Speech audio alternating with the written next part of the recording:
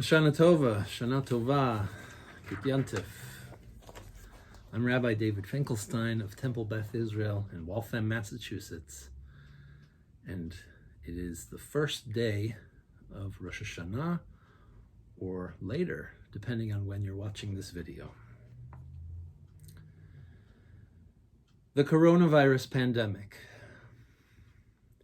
It's a very serious problem. Nearly 200,000 Americans have died from it, and our lives have been altered profoundly, especially our social and communal lives. All the science indicates that another surge is coming this fall, and yet there is also a lighter side to life in the pandemic. After all, it's very Jewish to find something funny, even in the most difficult of times.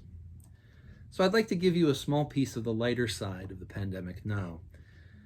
You know, all of our services have been remote, have been on Zoom since the middle of March, and that has created a somewhat new culture of prayer services for us. We're able to see one another's kitchens, living rooms, bedrooms, offices. We're seeing one another's homes, and we're seeing one another's pets. Recently, I overheard a conversation between two congregants during a Zoom service. It was very brief. It went like this. A congregant's cat walked between them and their computer. And another congregant said, "Oh, I've never met your cat." And the first congregant responded, "No? Oh, he comes to most of the services." This is just one of the blessings on the lighter side of the coronavirus pandemic, that we get to meet one another's pets. Our pets get to pray with us. Our community gets to be reflected in its wider swath of the diversity of life. Well, I'm changing gears here, not talking about pets anymore. On Rosh Hashanah, we read about someone who, this person doesn't come to many of our services and doesn't show up in much of our Torah, and that person is Hagar, a woman enslaved in Abraham and Sarah's household.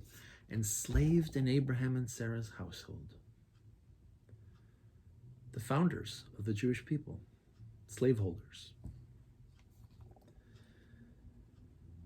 In today's Torah reading, in chapter 21 of the book of Genesis, we read the second half of Hagar's story. The first half of the story appears in chapter 16.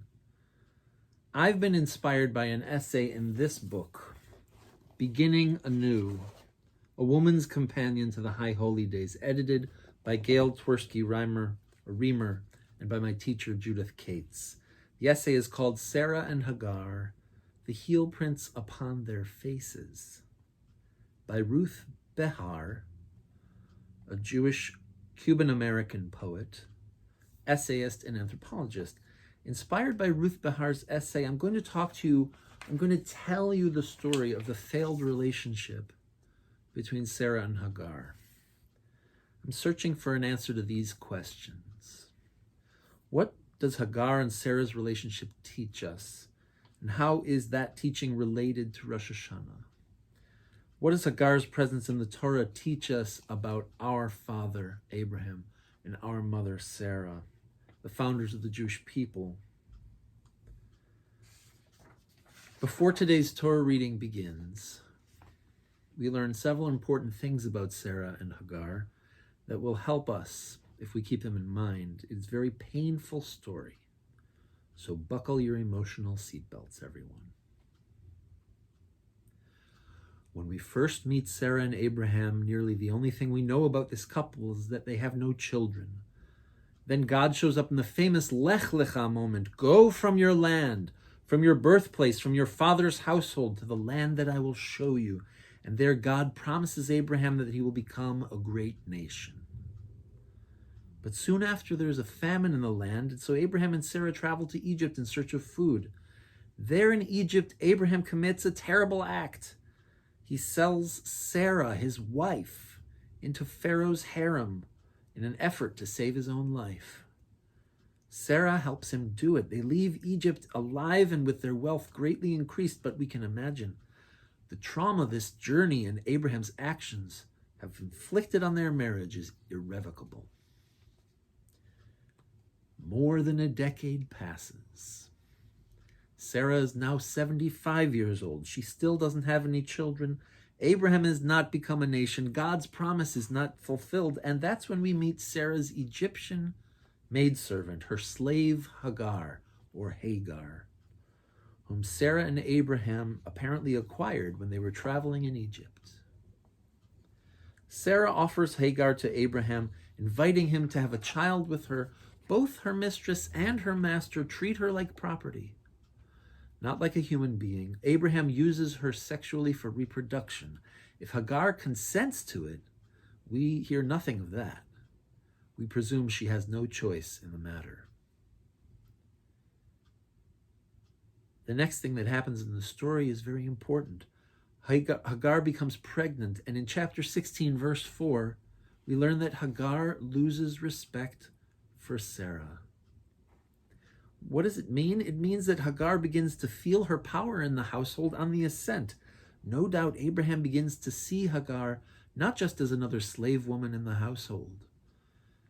Now Hagar is the future mother of Abraham's only child, his heir. The power dynamic between Sarah and Hagar shifts, and Sarah is enraged by it. Sarah's rage makes it very difficult for us, her children, the Jewish people, to sympathize with our mother. But we must try, and I think we'll find success. At 75 years old, Sarah has been subjected to enormous pressure over many, many years. Ruth Behar says it this way: the simple fact is that enormous pressure is placed on women to bear children. Women in my life have told me this is true today. The pressure must have been even more intense back then. We have to imagine that Sarah is being ground under this pressure, and that God's promise to make Abraham a great nation is making it even greater, the pressure. We might ask, what did Sarah expect Hagar to do when she became pregnant? Well, in her short piece, Hagar and Sarah, Sarah and Hagar, novelist and poet Rosalind Brown imagines what might have been between these two women.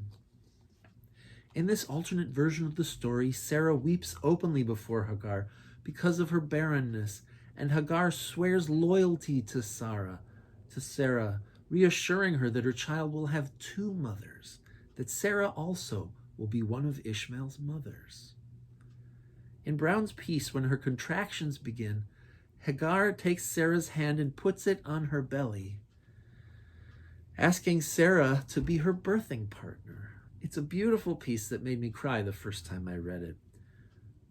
But those tears of joy are really grounded in the sadness that I feel about the story that is in our Torah, where Hagar disdains Sarah, and Sarah reacts in a rage, afflicting, that is, torturing or abusing Hagar.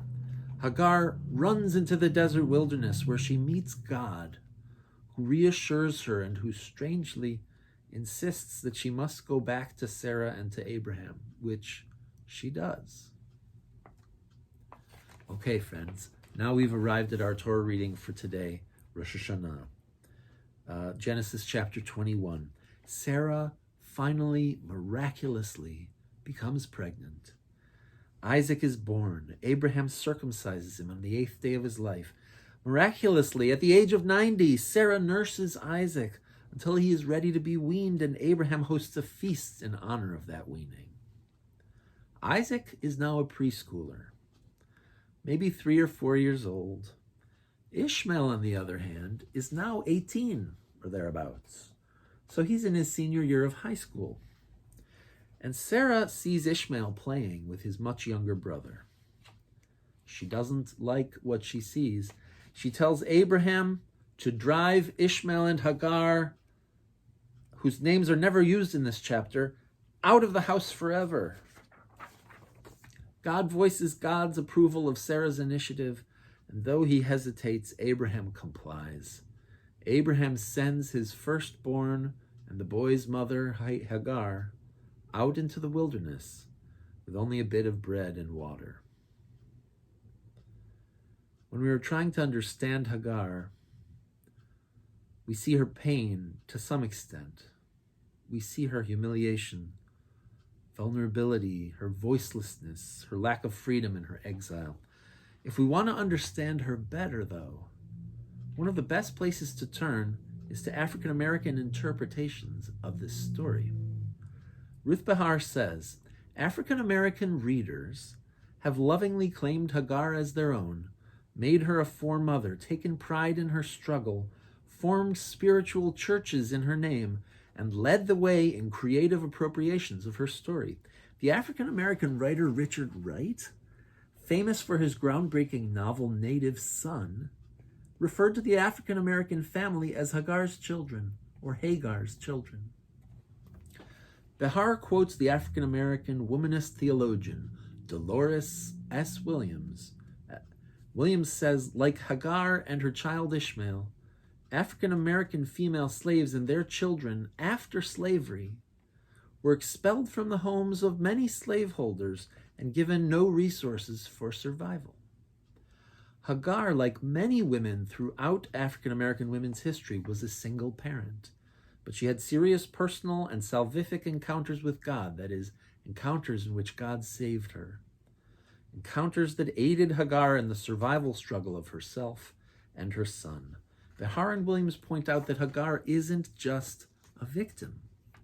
She's a figure of strength, a proud single mother, a brave woman who could fend for herself in the wilderness. So, why does the Torah tell Hagar's story? Moreover, why do we read that story on Rosh Hashanah?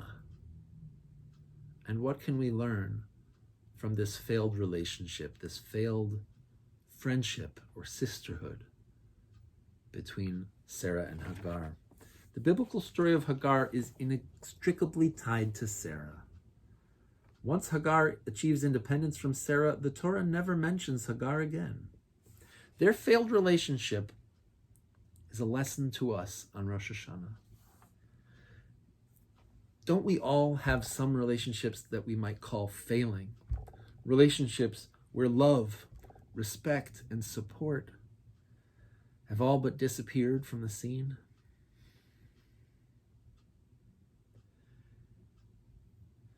After reading this story, I pray that we can emerge caring profoundly about the bad things that happen to other people. We emerge painfully aware, I hope, that we have cast out others whom we did not know how to include, and that those who we cast out do not forget. May we emerge from reading this story beating our hearts, for now we know that only at the truly terrible expense of others have we become a people. What will we do? We, the Jewish people, are representatives of Sarah. What will we do to the Hagars in our lives? Well, what else? Friends, Rosh Hashanah is about tshuva. It's about repairing relationships. Rosh Hashanah is about gathering the courage and the humility to risk loving again those who have wounded us, in the words of Alice Walker. To ready ourselves for others to trust us to try again, despite the fact that we have broken their hearts. This is what the story of Sarah and Hagar teaches us, everyone. Risk loving again.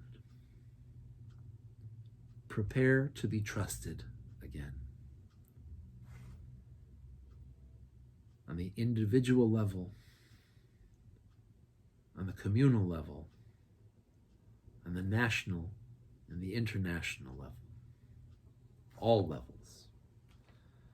L'shana tova, shana tova umituka, l'shana tova tikatevu v'techatemu.